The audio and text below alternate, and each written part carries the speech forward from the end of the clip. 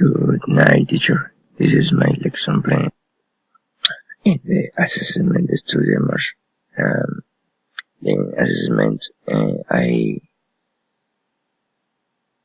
like to include one oral evaluation and written evaluation.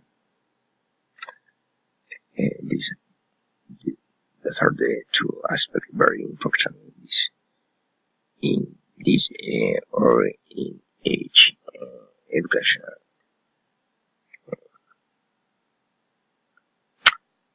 Okay.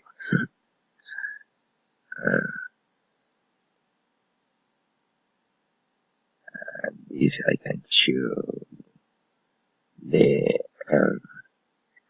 first PowerPoint, the presentation. This is the frame for the student can do all of this activity in his home.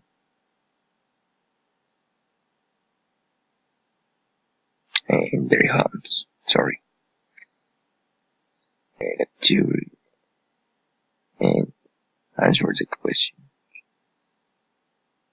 And that is all. Thank you very much.